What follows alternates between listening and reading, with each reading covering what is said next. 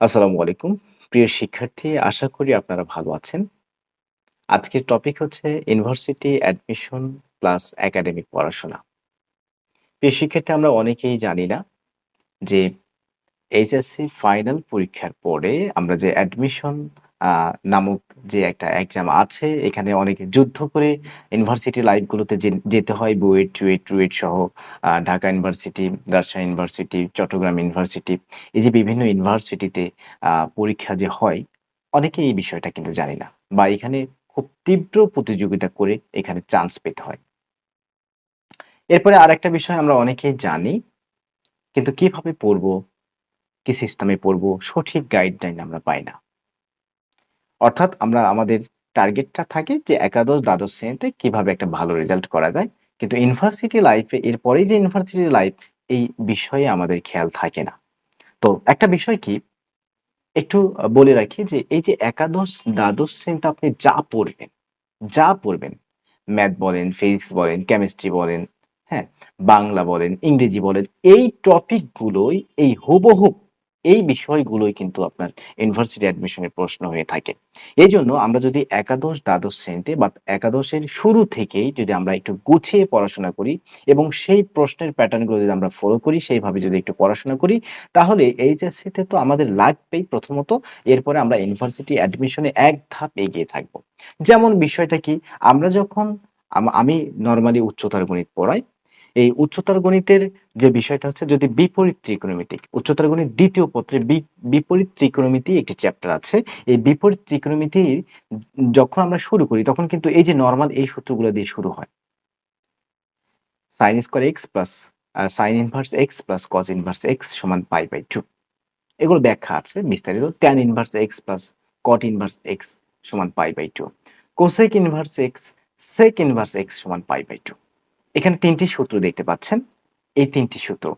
এখন আপনাকে যদি বলা হয় যে আপনি রাজশাহী ইউনিভার্সিটিতে এক্সাম দিতে যাবেন এইচএসসি পড়ে, আপনার এই ৩ টা সূত্রের একটা সূত্র আপনার পরীক্ষায় আসবে। তখন আপনি এটাকে কিভাবে গুরুত্ব দিয়ে পড়বেন?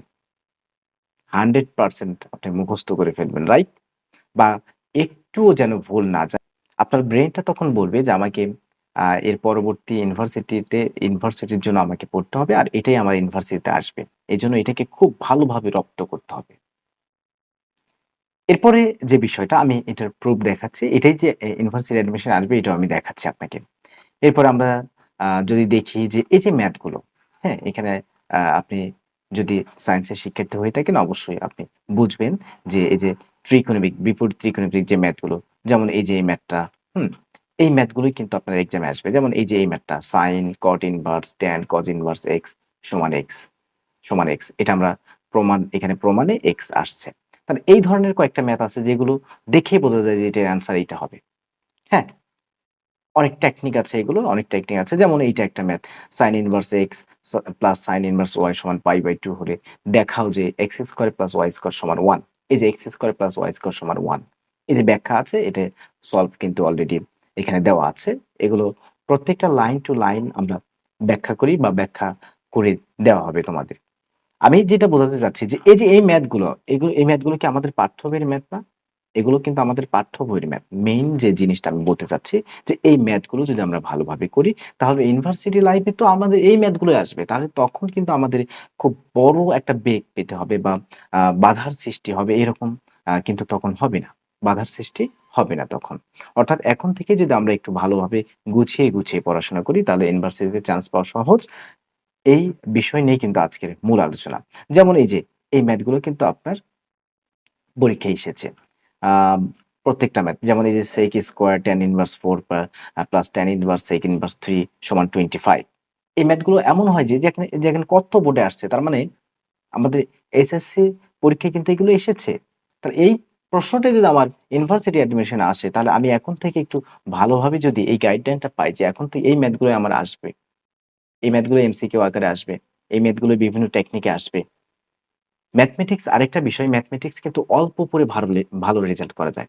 কিছু সূত্র, কিছু প্র্যাকটিস, এই যে এই ২-৩ টা বিষয়ের সমন্বয়ে ম্যাথমেটিক্স থেকে খুবই ভালো রেজাল্ট করা যায় অন্যান্য সাবজেক্টের তুলনায়। কিছু সূত্র এবং কিছু ম্যাথের প্র্যাকটিস, গুরুত্বপূর্ণ ম্যাথের প্র্যাকটিস যদি আপনি করতে পারেন নিয়মিত, সেক্ষেত্রে কিন্তু অন্যান্য সাবজেক্টের থেকে এক ধাপ এগিয়ে থাকা যায় অ্যাডমিশন টেস্টে। হুম? যেমন এই যে এগুলোর একটু প্রুফ দেখাই আপনাকে। এই যে, হুম? এই যে একটু আগে আমরা দেখলাম এইটা, এই ম্যাথটা। এটা হচ্ছে ঢাকা ইউনিভার্সিটিতে ১১-১২ সালে আসছিল। cos, tan inverse, cot, sin inverse x একটু আগে আমরা দেখলাম এর অ্যান্সার কিন্তু x। এখানে ব্যাখ্যা দেওয়া আছে। অনুরূপভাবে অনেক ম্যাথ, এই যে এই ম্যাথটা, হ্যাঁ? 70 এটা কি? JU ১৫-১৬ তে 4 sin inverse 1/√5 plus cot inverse 3 তাহলে এটা আমরা একটু আগে কিন্তু এখানে দেখছি। এই যে 4 sin inverse 1/√5 plus cot inverse সমান পাই। এই ম্যাথটাই কিন্তু। তার মানে এই যে দেখেন এটা ঢাকা বোর্ড ৯ সালে আসছিল এসএসসি পরীক্ষায়।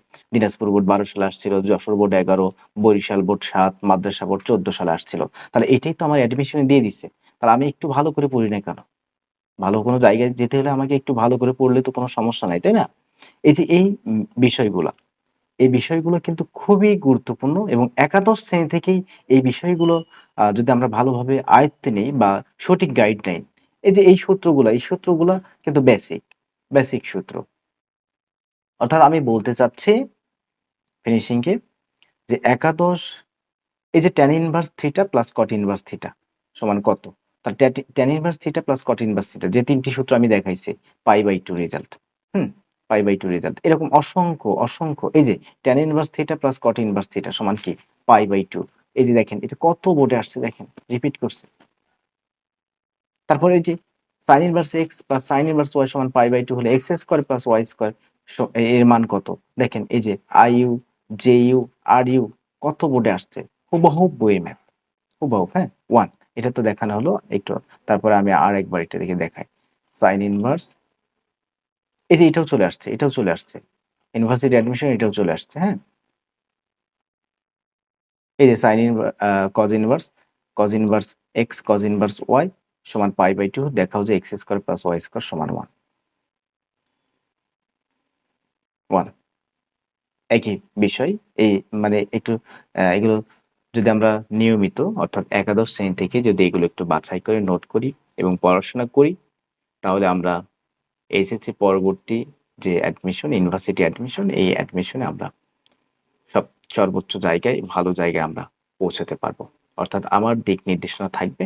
আমরা যারা অর্থাৎ অনেকেই সঠিক গাইডলাইন আ পায় না। এইজন্যই আজকের এই ভিডিওটি ক্রিয়েট করা যে আমরা যদি একাদশ শ্রেণী থেকেই যদি পড়াশোনা করি, সেই ক্ষেত্রে আমরা পরবর্তী ইউনিভার্সিটি অ্যাডমিশনে ভালো একটা বিশ্ববিদ্যালয়ে চান্স পাবো।